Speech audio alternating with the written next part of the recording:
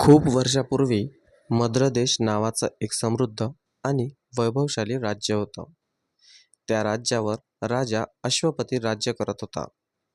राजा न्यायप्रिय, दयाळू आणि धर्माचं पालन करणारा होता. त्याच्या राज्यात प्रजा सुखी होती.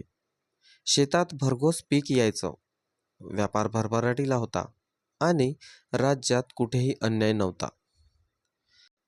राजाची पत्नी राणी मालवी ही अत्यंत सद्गुणी, धार्मिक आणि प्रेमळ स्वभावाची होती.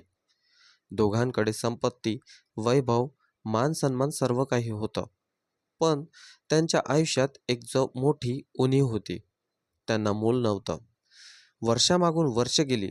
अनेक यज्ञ, दानधर्म, पूजा, व्रत आणि देवदेवतांची आराधना केली. मोठमोठ्या ऋषीमुनींचे आशीर्वाद घेतले, पण तरीही त्यांच्या पोटी अपत्याचा जन्म झाला नाही. एका रात्री राजवाड्याच्या गच्चीवर उभा राहून राजा आकाशाकडे पाहत होता. चंद्रप्रकाश संपूर्ण राजवाड्यावर पसरला होता. राजा दुःखी मनाने म्हणाला, देवा, मी कधीच कोणावर अन्याय केला नाही. प्रजेची सेवा केली, धर्माचं पालन केलं, मग माझ्या आयुष्यात ही पोकळी का ठेवलीस? राणी मालवी त्याच्या जवळ आली. महाराज, निराश होऊ नका. देवाची इच्छा असेल तर आपल्याला आपल्या आयुष्यातही आनंद येईल.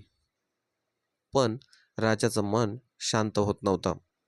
दुसऱ्या दिवशी राज्यसभेत राज्याचे राजगुरू आले. ते म्हणाले, महाराज, देवी सावित्रीची अखंड उपासना करा, कठोर तपश्चर्या करा. देवी नक्की प्रसन्न होईल. राजाने लगेच निर्णय घेतला. राज्याची जबाबदारी मंत्र्यावर सोपवून तो जंगलात तप करण्यासाठी निघाला. घनदाट जंगलात एका नदीकाठी त्याने आश्रम उभारला. रोज सूर्योदयापूर्वी स्नान करून देवी सावित्रीच्या मंत्राचा जप सुरू झाला. 1 दिवस, 2 दिवस, 1 महिना, 1 वर्ष असं करत करत अनेक वर्ष निघून गेली. राजाने 18 वर्षे अखंड तपश्चर्या केली. त्याचं शरीर कृश झालं होतं, पण मनातील श्रद्धा अजिबात कमी झाली नव्हती. एके दिवशी जंगलात दिव्य प्रकाश पसरला. संपूर्ण परिसर सुगंधाने भरून गेला. राजाने डोळे उघडले. त्याच्यासमोर तेजस्वी रूपात देवी सावित्री प्रकट झाली. राजाच्या अश्रूंनी तिच्या चरणी लोटांगण घातलं. माते, मला दुसरं काही नको, फक्त एक कन्यारत्न दे. देवी हसली. राजन, तुझ्या भक्तीने मी प्रसन्न झाली आहे. तुला एक अत्यंत तेजस्वी, बुद्धिमान आणि पतिव्रता कन्या प्राप्त होईल. तिचं नाव माझ्याच नावावरून ठेव, सावित्री. हे बोलून देवी अदृश्य झाली. राजा आनंदाने राज्यात परतला. काही महिन्यांनी राणी मालवीला गर्भधारणा झाली. संपूर्ण राज्यात आनंदोत्सव सुरू झाला. 9 महिन्यांनी राजवाड्यात एक सुंदर कन्येचा जन्म झाला. राज्यात ढोल ताशे वाजू लागले. गरिबांना अन्नदान करण्यात आलं. सोन्याच्या मोहरा वाटण्यात आल्या. संपूर्ण राज्य दिव्यांनी सजलं. राजाने कन्येचं नाव देवीच्या आज्ञेप्रमाणे सावित्री ठेवलं. लहानपणापासूनच सावित्री इतर मुलांपेक्षा वेगळी होती. ती अत्यंत बुद्धिमान होती. तिला वेद, उपनिषद, धर्मशास्त्र, धनुर्विद्या, घोडेस्वारी, राजकारण अशा अनेक विषयांचं शिक्षण देण्यात आलं. पण तिच्या सौंदर्यापेक्षा तिचा स्वभाव अधिक सुंदर होता.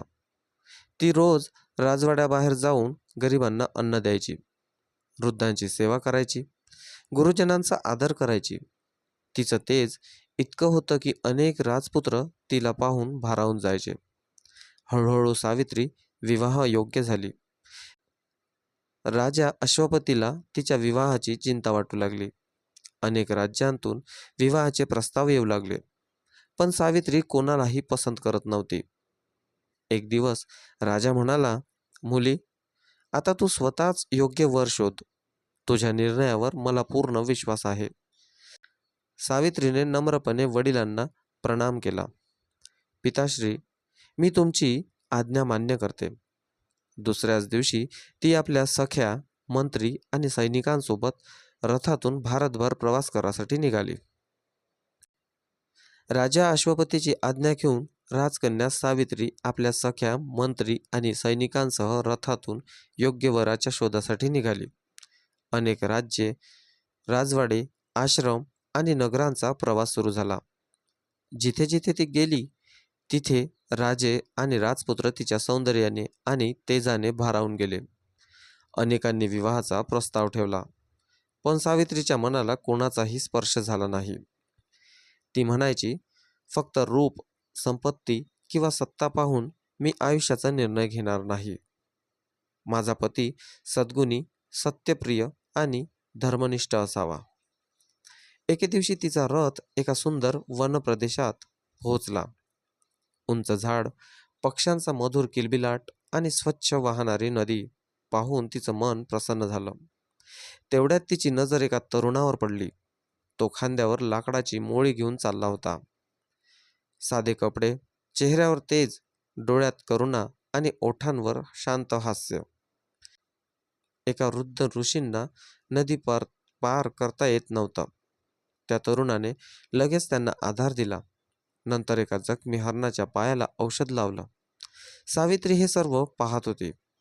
ती मनात म्हणाली, जो माणूस प्राण्यांवर आणि वृद्धांवर इतकं प्रेम करतो तो नक्कीच महान असेल. तिने मंत्र्याला विचारलं, हा तरुण कोण आहे? मंत्री म्हणाला, राजकुमारी, हा सत्यवान आहे. तो पूर्वी शाल्व देशाचा राजपुत्र होता. सावित्री आश्चर्यचकित झाली. राजपुत्र? मग तो जंगलात का करतो? मंत्री म्हणाला, त्याचे वडील राजा द्युम्नेन न्यायप्रिय होते, पण शत्रूंनी त्याचं राज्य हिसकावून घेतलं. त्या धक्क्याने राजाचे डोळे गेले. ते अंध झाले. मग संपूर्ण कुटुंब जंगलात राहू लागलं. सत्यवान आता रोज जंगलातून फळं, लाकूड आणतो आणि आपल्या अंध आईवडिलांची सेवा करतो. सावित्री काही क्षण शांत राहिली. तिने दुरूनच सत्यवानाकडे पाहिलं. त्या चेहऱ्यावर तिला प्रामाणिकपणा, प्रेम आणि त्याग दिसत होता. त्या क्षणी तिच्या मनाने निर्णय घेतला, हाच माझा पती. काही दिवसांनी ती राजवाड्यात परत आली. राजा अश्वपतीने प्रेमाने विचारलं, मुली, तुला योग्य वर सापडला का? सावित्री हसली, होय पिताश्री, मी माझा निर्णय घेतला आहे. कोण आहे तो? शाल्व देशाचा राजपुत्र सत्यवान. हे ऐकताच सभागृहात शांतता पसरली. तेवढ्यात योगायोगाने देवर्षी नारद राजसभेत आले. राजाने त्यांचे स्वागत केले आणि म्हणाला, भगवन, माझ्या कन्येने सत्यवानला पती म्हणून निवडलं आहे. कृपया त्याच्याविषयी आपलं मत सांगा. नारद मुनी काही क्षण ध्यानस्थ झाले. मग त्यांनी गंभीर आवाजात सांगितलं, सत्यवान सद्गुणी आहे, सत्यवादी आहे, पराक्रमी आहे. त्याच्यासारखा गुणी युवक दुर्मिळ आहे. हे ऐकून सर्वजण आनंदित झाले. पण नारद मुनींचा चेहरा अचानक गंभीर झाला. ते म्हणाले, परंतु राजा घाबरला. काय झालं ऋषीवर? नारद म्हणाले, त्याच्या आयुष्यात एक मोठा दोष आहे. राजा बेचैन झाला. कसला दोष? नारद म्हणाले, आजपासून बरोबर 1 वर्षानंतर सत्यवानाचा मृत्यू निश्चित आहे. त्याचे आयुष्य फक्त 1 वर्ष उरले आहे. हे ऐकताच राजसभेत सन्नाटा पसरला. राणीच्या डोळ्यात अश्रू आले. राजा अश्वपती हादरला. त्याने सावित्रीकडे पाहिलं. मुली, दुसरा वर निवड.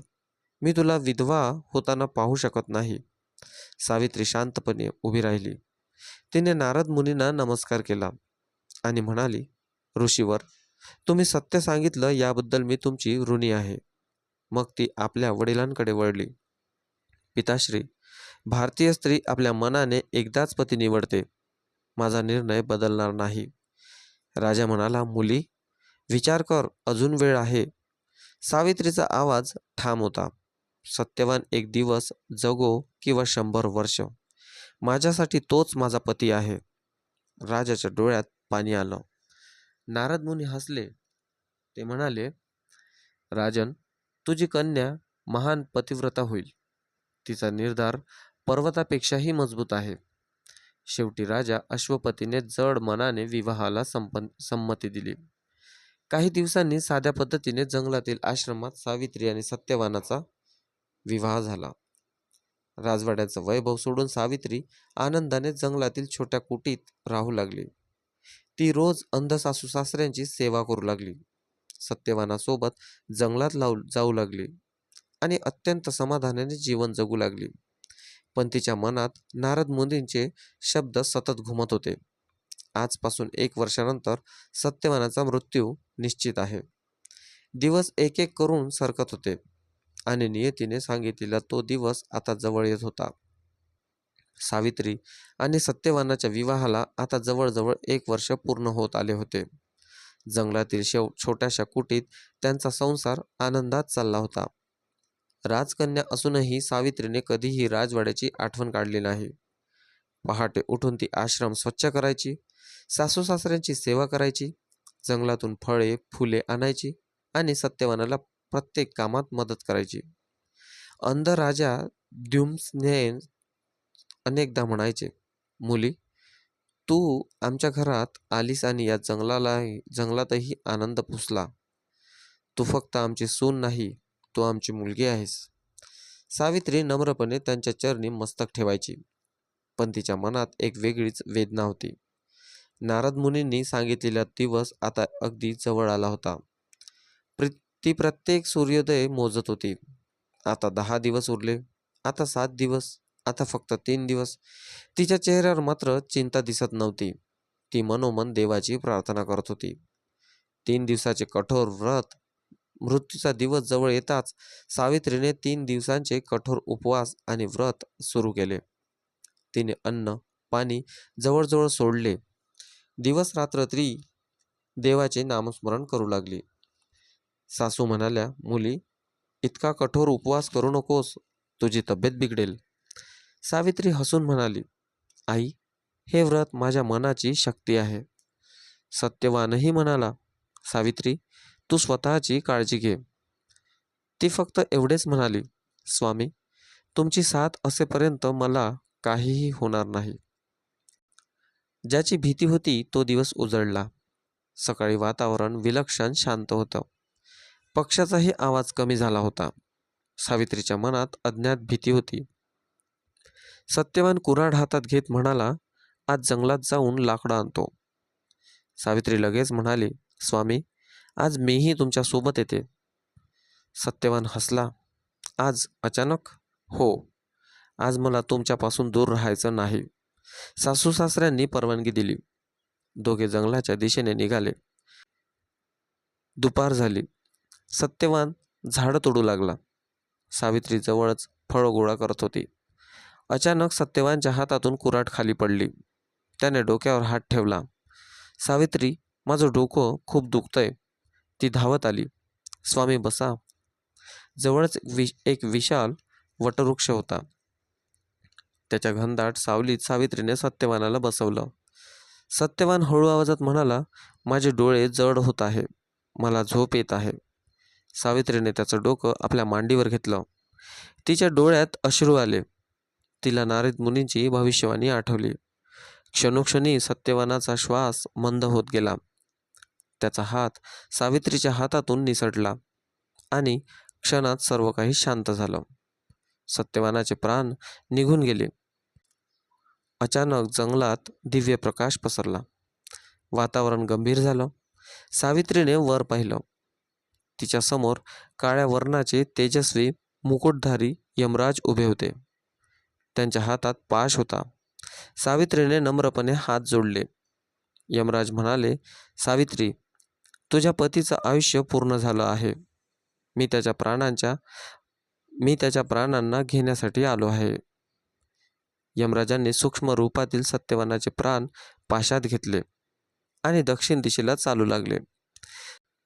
यमराज पुढे चालत होते, पण काही अंतर गेल्यावर त्यांना मागून पावलांचा आवाज आला. ते वळून पाहतात तर सावित्री त्यांच्या मागे चालत होती. यमराज म्हणाले, सावित्री, आता परत जा, तुझं कर्तव्य संपलं. सावित्री शांतपणे म्हणाली, धर्म सांगतो की पत्नीने पतीची साथ शेवटपर्यंत सोडू नये. माझे पती जिथे जातील तिथपर्यंत मी त्यांच्या सोबत येईन. यमराज तिच्या धैर्याने प्रभावित झाले. ते म्हणाले, तुझं बोलणं धर्मयुक्त आहे. पण मृत्यूलोकातील कोणताही मनुष्य माझ्यासोबत इतक्या दूर येऊ शकत नाही. सावित्री म्हणाली, धर्माच्या मार्गावर चालणाऱ्याला भीती नसते. यमराज काही क्षण शांत राहिले. त्यांना जाणवलं, ही साधी स्त्री नाही, ही महान पतिव्रता आहे. ते म्हणाले, सावित्री, तुझ्या धर्मनिष्ठेवर मी प्रसन्न आहे. सत्यवानाचे प्राण सोडून दुसरा कोणताही एक वर माग. सावित्रीने क्षणभर विचार केला. तिला माहिती होतं, हा संघर्ष अजून संपलेला नाही. आता तिला बुद्धी, संयम आणि धैर्य यांच्या बळावरच आपल्या पतीला परत मिळवायचं आहे. ती यमराजांकडे पाहून हळूच म्हणाली, देवा, मला माझ्या अंधशास्त्रांना पुन्हा दृष्टी मिळावी एवढाच पहिला वर द्या. यमराजांनी हसत तिची इच्छा मान्य केली. पण ते पुढे चालू लागले आणि सावित्रीही त्यांच्या मागे पुन्हा निघाली. घनदाट जंगलातून यमराज पुढे चालले होते. त्यांच्या हातातील दिव्य पाशात सत्यवानाचे प्राण होते. आजूबाजूला गूढ शांतता होती. झाडांची पाने ही जणू स्तब्ध झाली होती. पण यमराजांच्या मागे एक स्त्री अविचलपणे चालत होती. ती होती पतिव्रता सावित्री. तिच्या पायात थकवा नव्हता, मनात भीती नव्हती आणि चेहऱ्यावर दुःख असूनही डोळ्यात अढळ निर्धार होता. यमराज काही अंतरावर थांबले. ते गंभीर आवाजात म्हणाले, सावित्री, तू खूप दूर आली आहेस. मृत्यूलोकातील कोणीही माझ्यासोबत इतकं अंतर चालत नाही. आता परत फिर. सावित्रीने नम्रपणे हात जोडले. धर्मराज, पत्नीचा धर्म म्हणजे पतीची साथ कधीही न सोडणे. माझे पती तुमच्या सोबत आहेत, मग मी कशी मागे फिरू? यमराज तिच्या उत्तराने प्रभावित झाले. ते म्हणाले, तुझे विचार धर्माला शोभणारे आहेत, म्हणून मी तुला पहिला वर देतो.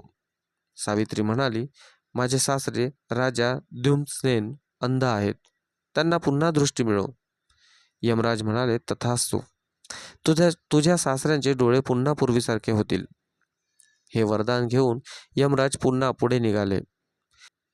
सावित्री पुन्हा त्यांच्या मागे चालू लागली. काही वेळाने यमराज पुन्हा थांबले. सावित्री, अजूनही माझ्या मागे तुला थकवा जाणवत नाही का? सावित्री शांतपणे म्हणाली, सत्याच्या मार्गावर चालणाऱ्याला थकवा वाटत नाही. धर्माचे पालन करताना कष्ट गोड वाटतात. यमराजांच्या चेहऱ्यावर हलकसं स्मित उमटलं. तुझ्या वाणीमध्ये ज्ञान आहे. मी तुला दुसरा वर देतो. सावित्री म्हणाली, माझ्या सासऱ्यांचे जे राज्य शत्रूंनी हिरावून घेतले ते त्यांना परत मिळावे. यमराज म्हणाले, तथास्तु. योग्य वेळी त्यांना त्यांचे राज्य पुन्हा प्राप्त होईल. पुन्हा ते पुढे चालू लागले. आता मार्ग अधिक कठीण झाला, तरीही सावित्रीच्या चेहऱ्यावर थकवा नव्हता. यमराज म्हणाले, सावित्री, तुझ्यासारखी धैर्यवान स्त्री मी क्वचितच पाहिली आहे. पुन्हा एक वर माग. सावित्रीने अत्यंत नम्रपणे उत्तर दिले, माझे वडील राजा अश्वपती त्यांना अनेक पराक्रमी पुत्र प्राप्त होत, जे त्यांच्या वंशाचा गौरव वाढवतील. यमराज म्हणाले, तथास्तु. तुझ्या पित्याला 100 पराक्रमी पुत्र होतील. यमराज पुन्हा पुढे निघाले. आता यमराजांना आश्चर्य वाटू लागले. ते म्हणाले, सावित्री, तू स्वतःसाठी काहीच मागत नाहीस. सावित्री हसली. धर्मराज, दुसऱ्यांच्या आनंदातच माझा आनंद आहे. यमराज अत्यंत प्रसन्न झाले. तुझ्या निस्वार्थ भावनेमुळे मी तुला आणखी एक वर देतो, पण लक्षात ठेव, सत्यवानाचे प्राण मागू नकोस. सावित्रीने क्षणभर विचार केला. मग ती म्हणाली, धर्मराज, मला सत्यवानापासून 100 तेजस्वी धर्मशील पुत्र होण्याचा आशीर्वाद द्या. यमराज सहजपणे म्हणाले, तथास्तु. क्षणभरात त्यांना आपल्या शब्दांची जाणीव झाली. ते थबकले. त्यांनी मनात विचार केला, जर सावित्रीला सत्यवानापासून पुत्र व्हायचे असतील तर सत्यवान जिवंत असलाच पाहिजे. यमराजांना समजलं की सावित्रीने आपल्या बुद्धिमत्तेने आणि धर्मनिष्ठेने त्यांना धर्मसंकटात आणलं आहे. ते तिच्याकडे पाहत राहिले. सावित्री मात्र शांत उभी होती. तिने कोणतीही युक्ती केली नव्हती. तिने फक्त धर्म आणि सत्याचा आधार घेतला होता. यमराजांच्या चेहऱ्यावर समाधानाचे स्मित उमटले. ते म्हणाले, सावित्री, तुझी प्रतिव्रता, तुझी बुद्धी, तुझा संयम आणि धर्मावरील तुझी निष्ठा पाहून मी अत्यंत प्रसन्न झालो आहे.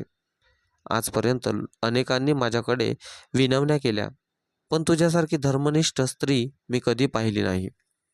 मी तुझ्या पती सत्यवानाचे प्राण तुला परत देतो. हे ऐकताच सावित्रीच्या डोळ्यात आनंदाश्रू आले. तिने नम्रपणे यमराजांना प्रणाम केला. यमराजांनी सत्यवानाचे प्राण मुक्त केले आणि म्हणाले, जा, तुझा पती पुन्हा जिवंत होईल. तुमच्या दाम्पत्याचा आदर्श युगानयुगे जग स्मरणात ठेवेल. इतकं बोलून यमराज अदृश्य झाले. यमराज अदृश्य झाल्यानंतर संपूर्ण जंगलात पुन्हा शांतता पसरली. काही क्षणांपूर्वी जे वातावरण दुःखाने भरून गेले होते ते आता एखाद्या दिव्य चमत्काराची साक्ष देत होते. सावित्री धावत त्या विशाल वटवृक्षाखाली आली, जिथे सत्यवानाचे निर्जीव शरीर तिच्या मांडीवर विसावले होते.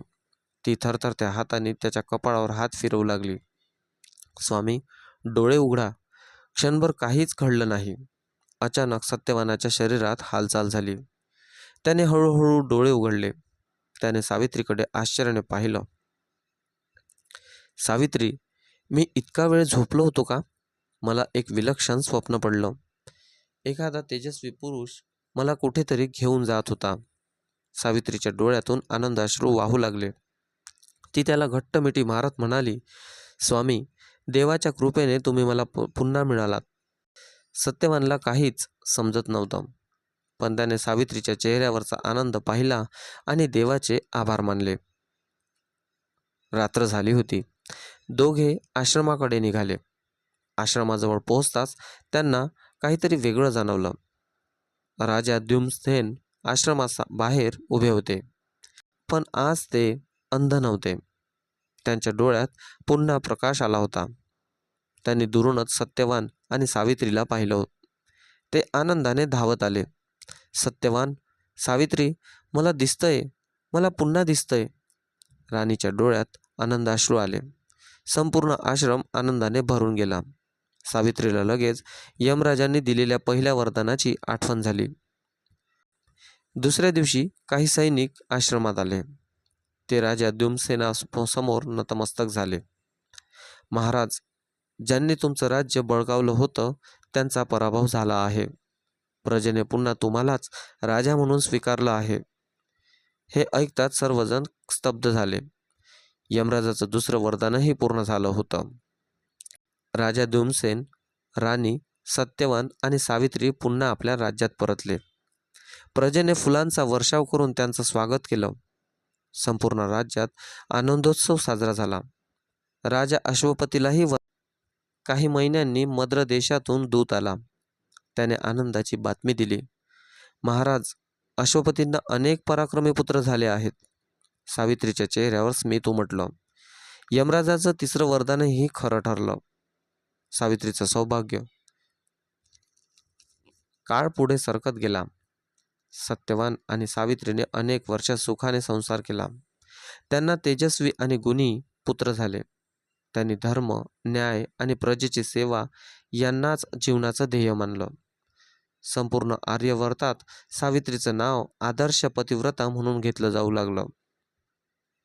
असे मानले जाते की ज्या दिवशी सावित्रीने वटवृक्षाखाली आपल्या पतीचे प्राण यमराजांकडून परत मिळवले तो दिवस ज्येष्ठ पौर्णिमा होता.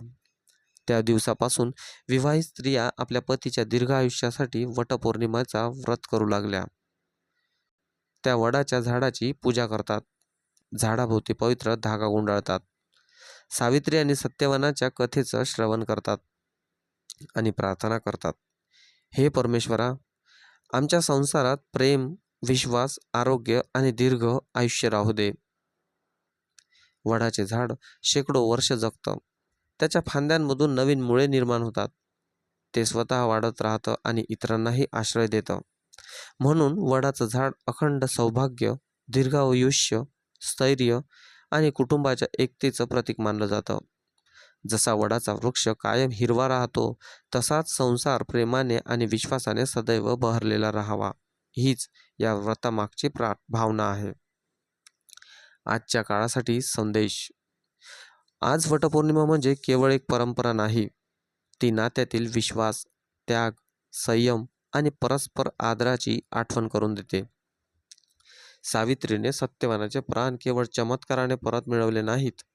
तिने धैर्य, बुद्धिमत्ता, प्रेम, श्रद्धा आणि धर्मनिष्ठा यांच्या बळावर मृत्यूलाही नमवलं. खऱ्या अर्थाने या कथेचा संदेश असा आहे, संकट कितीही मोठं असलं तरी धैर्य सोडू नका. प्रेमात स्वार्थ नसावा. नातं टिकतं ते विश्वास, समर्पण आणि परस्पर सन्मानामुळे. श्रद्धा आणि संयम यांच्या बळावर अशक्य वाटणाऱ्या गोष्टीही शक्य होऊ शकतात. कथेचा बोध: श्रद्धा, धैर्य, संयम आणि निस्वार्थ प्रेम यांच्या बळावर माणूस नियतीलाही बदलू शकतो. सावित्रीचं पतिव्रत्य हे केवळ पतीसाठीच नव्हे, तर सत्य, धर्म आणि अढळ विश्वासाचं अमर प्रतीक आहे. श्री सावित्री, सत्यवान यांच्या पवित्र चरित्राला वंदन.